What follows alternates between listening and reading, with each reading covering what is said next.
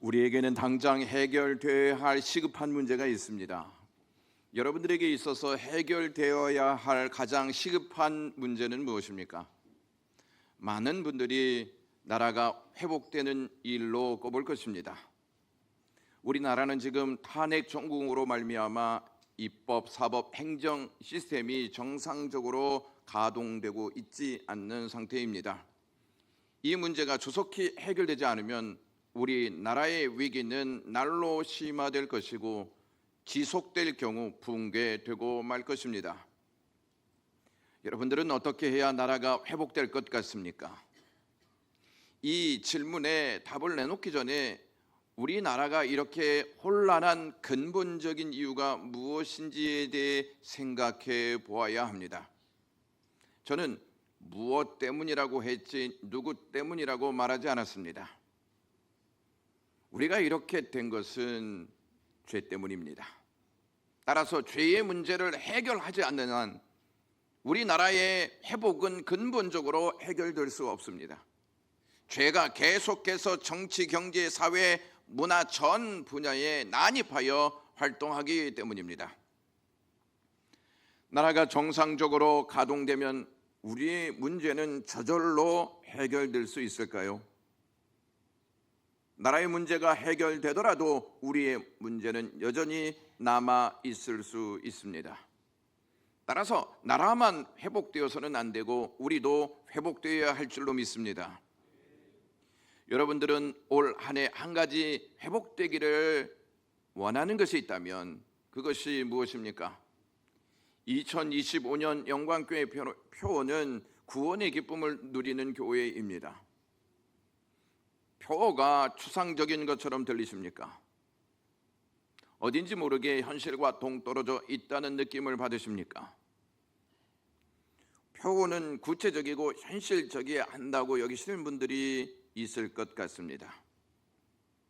교회가 아니 믿는 우리가 누려야 할 것을 누리지 못하고 있으면서 보다 구체적이고 현실적인 것을 원하는 것이 맞다고 생각하십니까?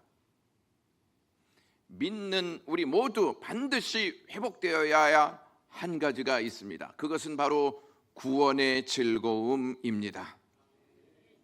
오늘 표 설교 두 번째로 회복되어야 할 것이라는 주제로 하나님께서 주시는 말씀을 상고해 보겠습니다.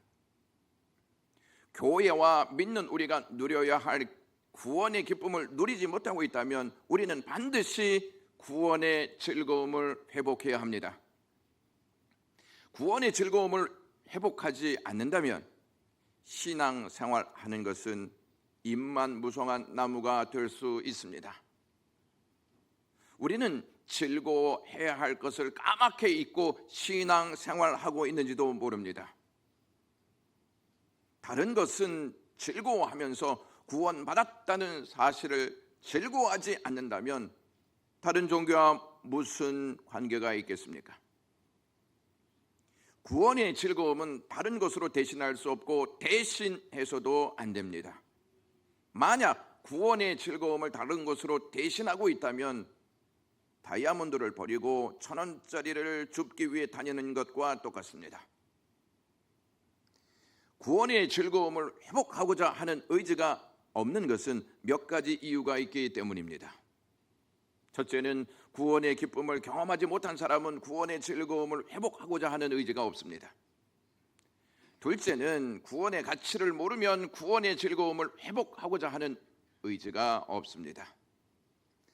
구원의 가치를 모르면 구원의 기쁨도 없습니다. 셋째는 성령의 역사를 경험하지 못하면 구원의 즐거움은 회복하고자 하는 의지가 없습니다. 구원의 즐거움이 없이도 다른 것으로 즐거움을 충분히 누릴 수 있다고 생각하십니까? 오늘 본문 말씀은 다윗이 고백한 시입니다. 다윗이 왕이 된 후에 쓴 시입니다. 다윗은 이 시를 쓰면서 구원의 즐거움을 회복시켜 달라고 하나님께 고백하고 있습니다.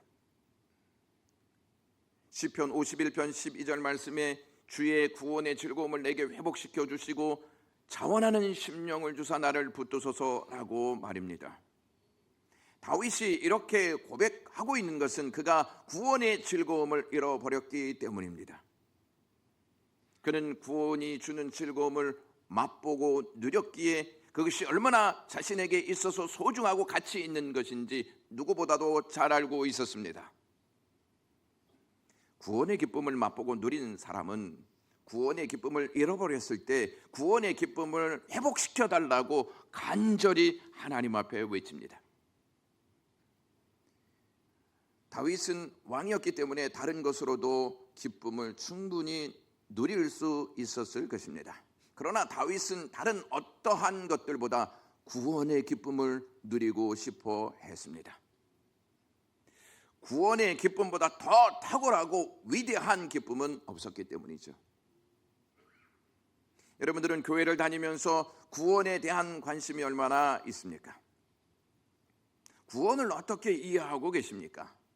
진지하게 나는 구원받았고 구원의 기쁨을 누리고 있는가를 깊이 생각해 보신 적이 있습니까? 삶의 고통이 그런 생각조차 못하게끔 틈도 주지 않습니까?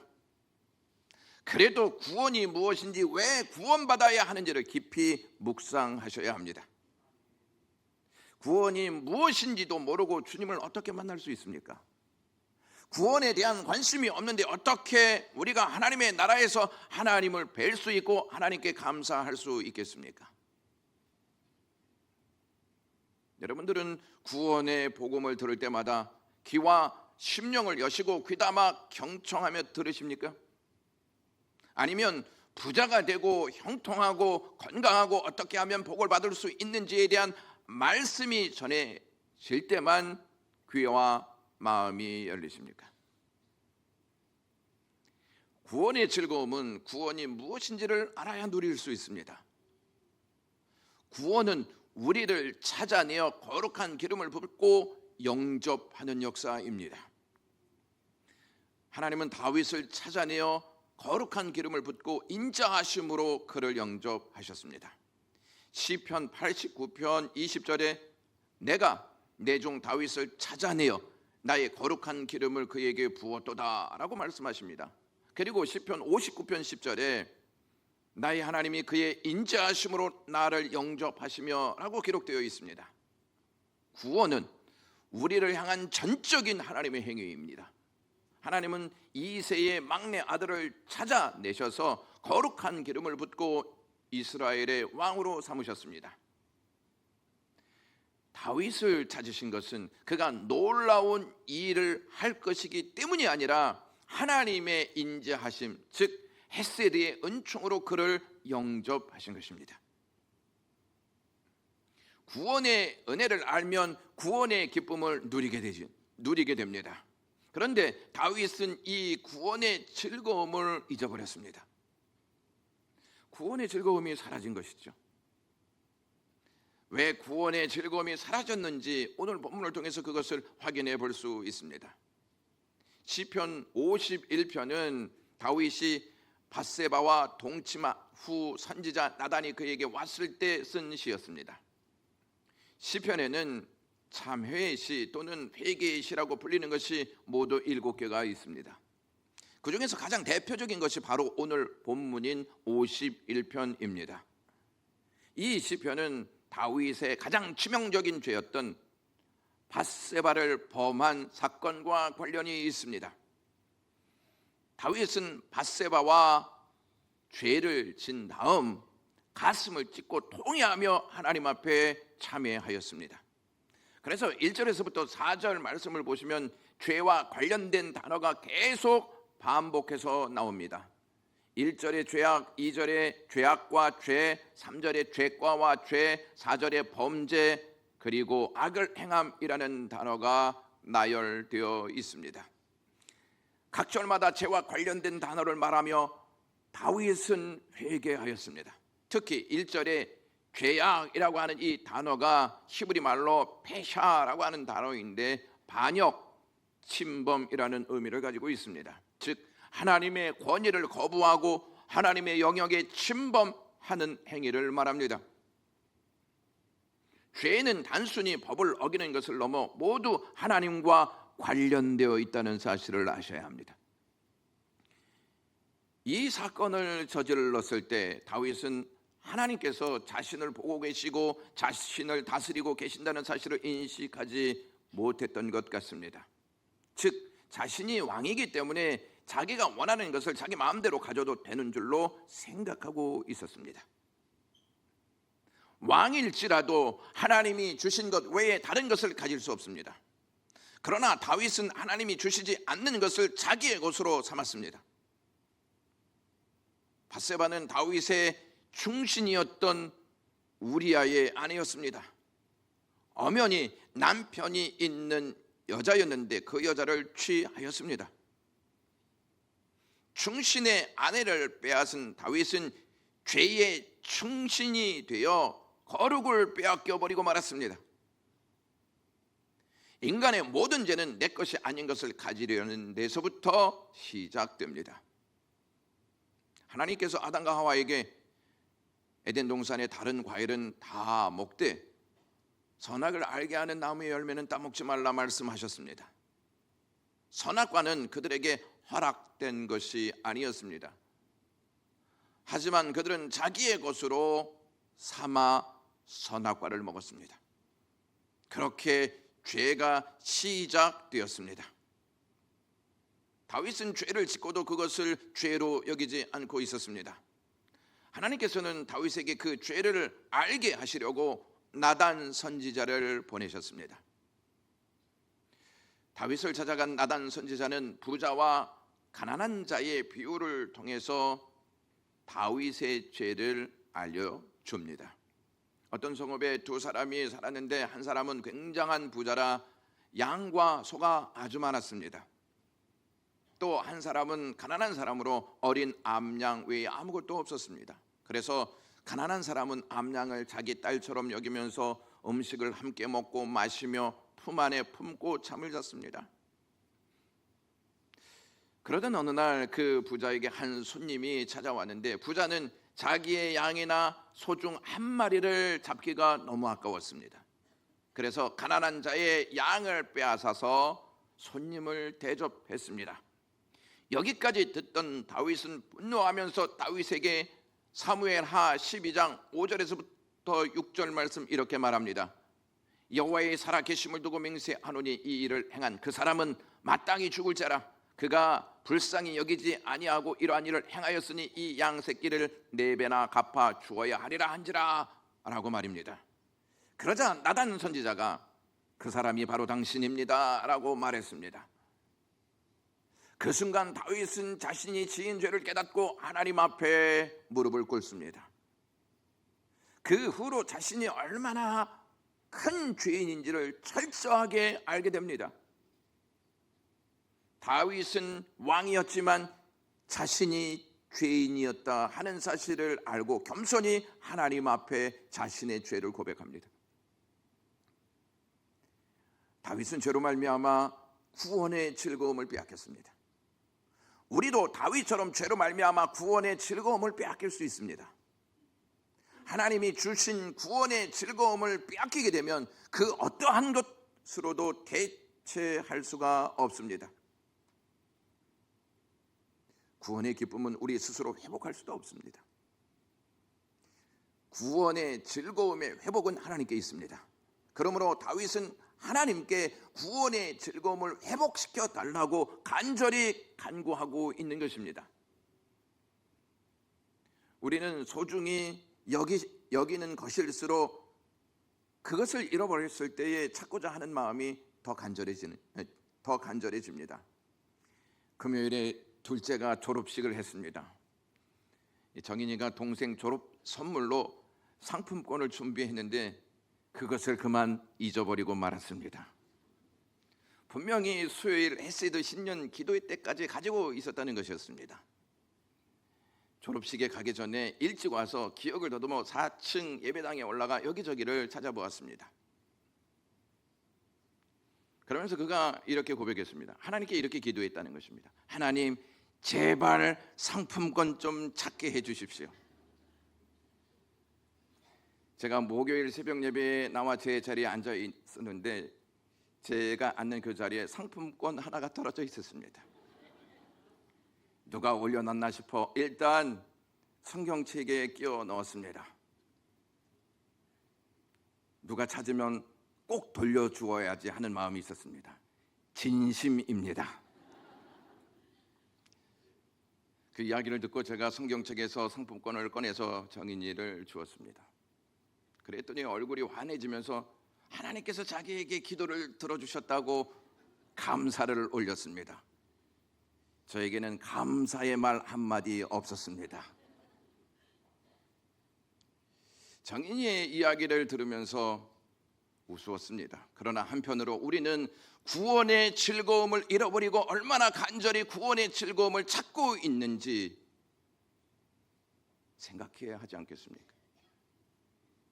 구원의 즐거움을 잃어버렸는데도 그것도 모르고 찾지 않는 실정이 우리가 아닌지 생각해 보셔야 한다는 말입니다. 여러분은 경제적 회복, 건강의 회복, 가정의 회복, 관계의 회복을 위해 기도하시면서 구원의 회복을 위해서 기도하고 계십니까? 여전히 구원의 즐거움을 누리고 있기 때문에 기도하지 않아도 된다고 여기십니까? 만약 잃어버린 상품권은 찾으면서 잃어버린 구원의 즐거움을 찾지 않는다면 구원의 즐거움은 상품권보다 못한 것이 되고 맙니다. 우리가 구원의 즐거움을 항상 누리고 살면 얼마나 좋겠습니까마는 우리는 구원의 즐거움을 자주 잃어버리거나 빼앗깁니다. 구원의 즐거움을 잃어버리거나 빼앗기는 것은 죄 때문입니다. 죄는 우리의 구원의 즐거움을 빼앗아가고 불안과 두려움을 주는 악성 바이러스와 같습니다. 불안과 두려움은 11절에 기록되어 있습니다. 다윗은 11절에 이렇게 말합니다. 나를 주 앞에서 쫓아내지 마시며 주의 성령을 내게 거두지 마옵소서라고 기도합니다. 다윗이 하나님께 범죄하고서 느낀 감정은 나는 하나님께 쫓겨나면 어떡하지? 라고 하는 기분이었습니다. 사람이 사람에게 외면을 당해도 속이 상하고 짓눌림을 받습니다. 하물며 하나님께 외면당할 때는 어떨 것 같습니까? 심한 불안감이 찾아오지 않습니까?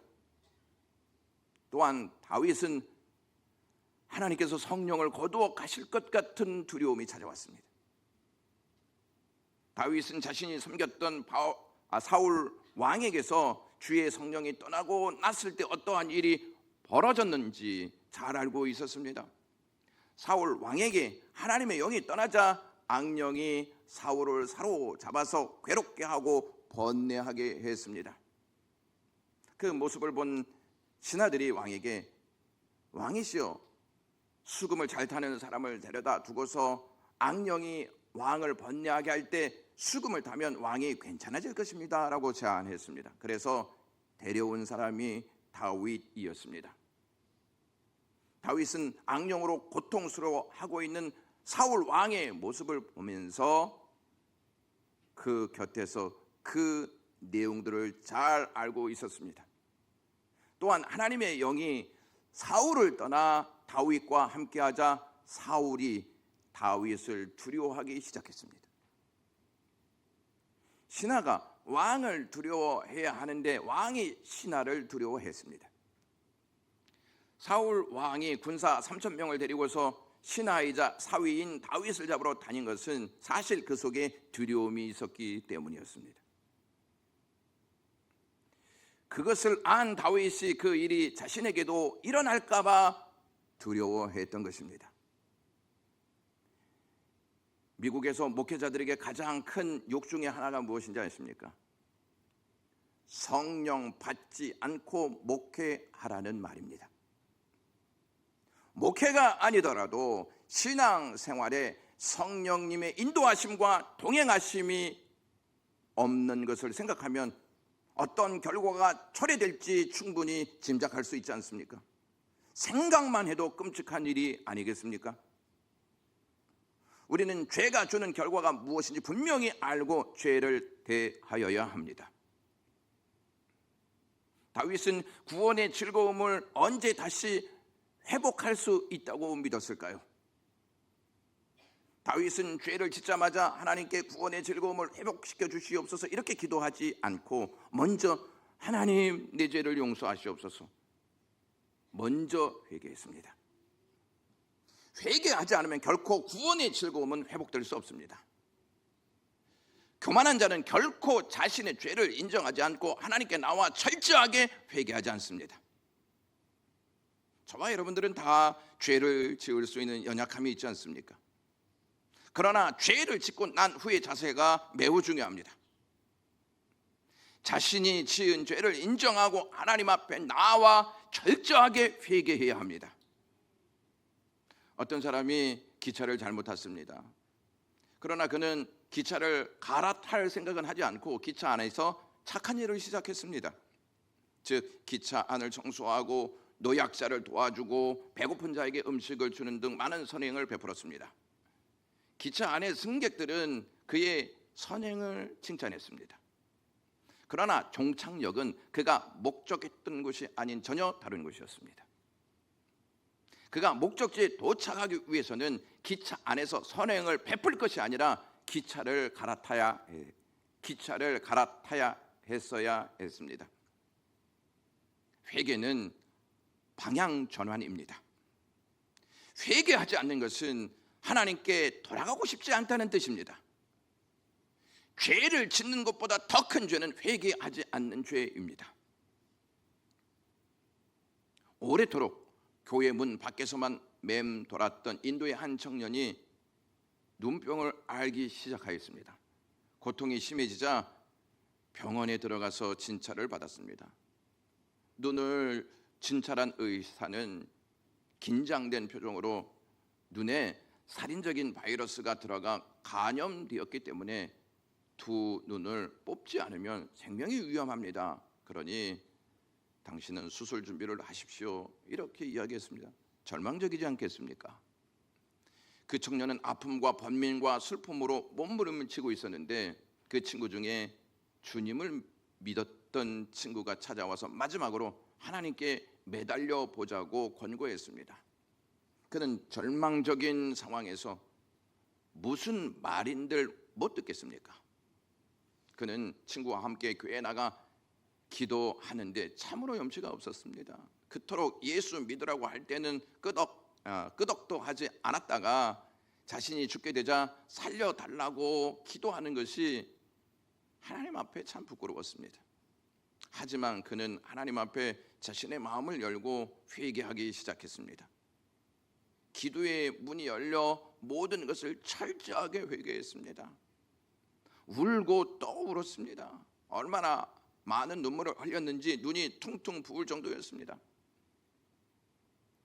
수술하는 날 이제 병원으로 가서 이제 수술대에 올라가기 전에 다시 의사가 진찰해보자. 그래서 다시 눈을 점검하다가 의사가 깜짝 놀랬다고 합니다. 그토록 심하게 번졌던 균이 깨끗이 사라진 것입니다. 그의 뜨거운 회개의 눈물이 영육의 생명을 모두 고침받게 했던 것입니다. 에스겔 33장 19절 말씀에 만일 악인이 돌이켜 그 악에서 떠나 법과 의대로 행하면 그가 그로 인하여 살리라 라고 말씀하고 있습니다. 그러므로 우리가 예배 시간에 하는 참회의 기도가 매우 중요합니다. 소홀하게 참회의 기도에 여러분들의 입술을 열어서는 안 될 것입니다. 진중하게 하나님 앞에서 우리의 죄를 철저하게 고백해야 합니다. 참회의 기도가 앞 순서에 있는 것은 죄를 가지고 하나님 앞에 나갈 수 없기 때문입니다. 회개 없이 어떻게 하나님 앞에 나아갈 수 있단 말입니까? 회개하지 않으면 죄는 내가 가지고 있는 것이고 회개할 때만 죄는 하나님께서 사해 주시는 것이 됩니다. 죄를 가지고 하나님께 예배할 때 그 예배를 하나님께서 받으신다고 생각하십니까? 구원의 즐거움을 회복하기 위해서는 회개만이 아니라 성령으로 새롭게 되어야 합니다. 다윗은 10절에 이렇게 고백합니다. 하나님이여 내 속에 정한 마음을 창조하시고 내 안에 정직한 영을 새롭게 하소서라고 기도합니다. 다윗은 자기 속에 정한 마음, 즉 깨끗한 마음을 창조해 주시옵소서 이렇게 기도하지, 정한 마음으로 고쳐 주시옵소서 이렇게 기도하지 않았습니다. 창조해 주시옵소서 이렇게 간청하는 것과 고쳐 주시옵소서 이렇게 간청하는 것은 다릅니다. 고쳐 주시옵소서와 창조해 주시옵소서, 이 말은 동의어가 아닙니다. 고치는 것은 본래 있던 것이 망가지거나 고장이 났을 때 또는 많이 마모가 되었을 때 복원하는 행위입니다. 그러나 창조하는 것은 본래 없었던 것을 만들어내는 것입니다. 그러니까 다윗은 본래 자기 속에 정한 마음, 깨끗한 마음이 없었다고 고백하는 것입니다. 왠지 아십니까? 다윗이 5절에 밝힌 내용을 보면 알 수가 있습니다. 내가 죄악 중에서 출생하였음, 어머니가 죄 중에서 나를 잉태하였나이다 하는 고백을 통해서 알 수 있습니다. 자신은 태어나면서부터 죄를 가지고 태어났고 자신을 낳은 어머니가 죄 중에서 자신을 낳았기 때문에 자신 역시 죄인임을 알게 되었다는 것입니다. 그래서 다윗은 정한 마음을 창조해 주시옵소서 이렇게 기도하였습니다. 그리고 내 안에 정직한 영을 새롭게 하옵소서 이렇게 기도했습니다. 여기에서 정직한 영이란 성령님을 통해 앞으로는 늘 하나님을 향한 변함없는 마음이 되게 해달라는 간절한 고백입니다. 나의 힘으로는 할 수 없습니다. 성령님께서 찾아오셔서 나의 마음을 만져주시고 내 죄를 알게 주셔서 회개하게 하심으로 하나님 앞에 바른 마음, 깨끗한 마음을 갖게 하시옵소서 이렇게 고백하는 것이죠. 죄의 욕구에 따라서 하는 자가 아니라 하나님 안에서 죄가 요구하는 것을 뿌리치고 성령께서 인도하시는 대로 하나님이 기뻐하시는 마음을 갖게 해달라는 기도, 이것이 정직한 영을 주옵소서라고 하는 고백입니다. 죄를 지었을 때 하나님 앞에서 쫓겨난 기분, 성령을 거두어 가실 것 같은 두려움뿐만 아니라 구원의 즐거움마저 사라졌습니다. 그래서 다윗은 12절에 주의 구원의 즐거움을 내게 회복시켜 주시고 자원하는 심령을 주사 나를 붙드소서라고 간구했던 것입니다. 다윗은 큰 죄를 지었기 때문에 그런 것이고 우리는 그런 죄를 짓지 않아서 다윗이 구했던 기도는 하지 않아도 괜찮겠습니까? 우리는 다윗이 지은 죄가 없어서 안심해도 괜찮습니까? 다윗처럼 음란물을 보면서 우리의 욕구를 채우려 하고 우리의 생각과 마음을 흠모하는 자로 채우고 하나님이 주시지 않는 자를 내 안에 두고 살지는 않습니까? 우리가 다윗과 같은 죄를 짓지는 않았어도 다윗이 짓지 않는 죄를 짓고 살지는 않습니까? 우리도 죄를 짓고 다윗처럼 하나님 앞에서 쫓겨난 기분, 성령을 거둬 가실 것 같은 두려움 때문에 긴장하고 하나님 앞에 울부짖으며 살고 계십니까? 뿐만 아니라 우리가 죄를 짓고도 다윗처럼 구원의 즐거움을 회복시켜 주시옵소서 이렇게 절실히 기도하면서 살아가고 있습니까? 죄를 짓고 있으면서도 하나님 앞에서 쫓겨난 기분도 없고 성령을 거두어 가실 것 같은 두려움도 없고 구원의 즐거움을 회복시켜 달라는 기도 없이 살아가도 문제가 없다고 여기십니까? 특히 구원의 즐거움을 잃어버리거나 빼앗겼으면서도 다시 되찾고자 하는 의욕이 없다면 바른 신앙생활을 하고 있다고 생각하십니까? 저는 다윗의 이 고백을 접하면서 이러한 질문을 해보았습니다. 나는 무슨 즐거움으로 목회하고 있는가? 구원의 즐거움보다 더 즐거운 것이 무엇인가? 무슨 즐거움을 회복해 달라고 하나님 앞에 기도하고 있는가 하는 질문이었습니다. 중세교회가 웅장한 성단 건축과 교황의 사치를 위해 면죄부를 팔아가면서까지 성도들의 주머니를 짜낸 것도 그 근본을 파고 들어가면 구원의 즐거움을 상실했기 때문입니다. 구원의 즐거움을 진정으로 아는 교회라면 화려하고 웅장한 성단 건물에 집착할 이유가 없고 세속적 혹은 종교적 권력을 휘두르며 사치한 삶을 살려는 욕망의 노예로 전락할 리가 없습니다. 에레미야 당시 이스라엘이 그렇게 부패한 이유도 하나님의 생수를 마시는 기쁨을 잃어버리고 엄한 곳에서 그 기쁨을 찾으려 했기 때문입니다. 바울의 위대함은 구원의 즐거움에 사로잡혀 살았다는 데 있었습니다. 구원의 즐거움을 회복하는 것, 그것이 교회의 개혁이고 신앙의 개혁입니다. 왜 우리는 구원의 즐거움을 회복해야 하는 것일까요? 단순히 그냥 즐겁게만 살기 위해서 구원의 즐거움이 회복되어야 하는 것일까요? 12절 말씀을 현대인의 성경으로 읽어드리겠습니다. 나에게 주의 구원의 기쁨을 다시 주셔서 기꺼이 주께 순종하게 하소서라고 되어 있습니다. 다윗이 주의 구원의 즐거움을 회복시켜달라고 간구하는 것은 다시 하나님과의 관계가 회복되어 주께 순종하며 살고 싶다는 그의 마음입니다. 아주 오래전에 미국에서 있었던 일입니다. 어느 날 한 부자 장로님이 목사님에게 찾아가서 이렇게 권면했습니다. 목사님, 우리 교회에 여집사님 한 분이 혼자 살면서 어린아이 5을 키우느라 무척 어렵게 삽니다. 남의 집 빨래를 하는 등 고생이 말이 아닙니다. 그런데 이분이 주일이 되면 꼭꼭 5센트의 헌금을 합니다. 오래전인데 한 50원 정도로 생각하시면 되겠습니다.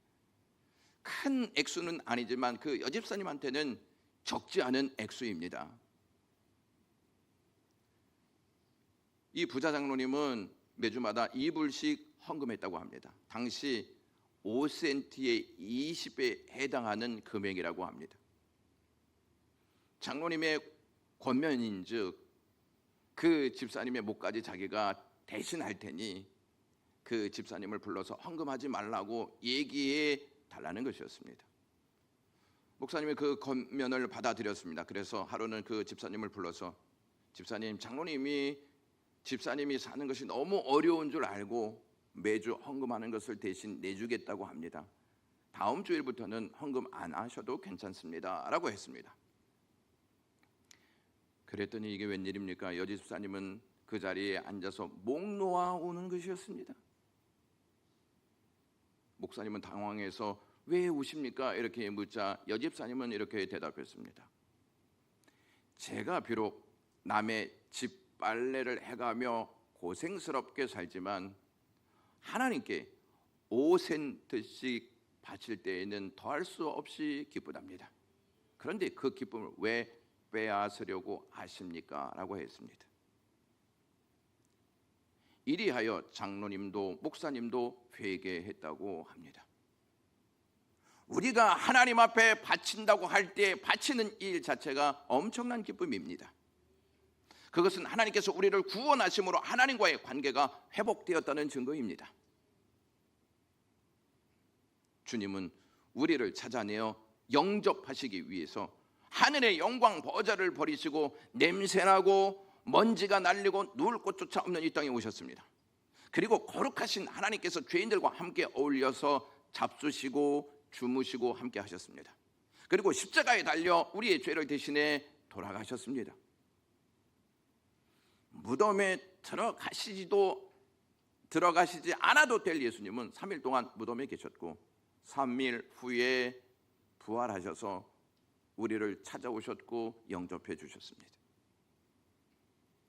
예수님은 자기 땅에 오셨지만 자기 백성들이 예수님을 영접하지 않았습니다.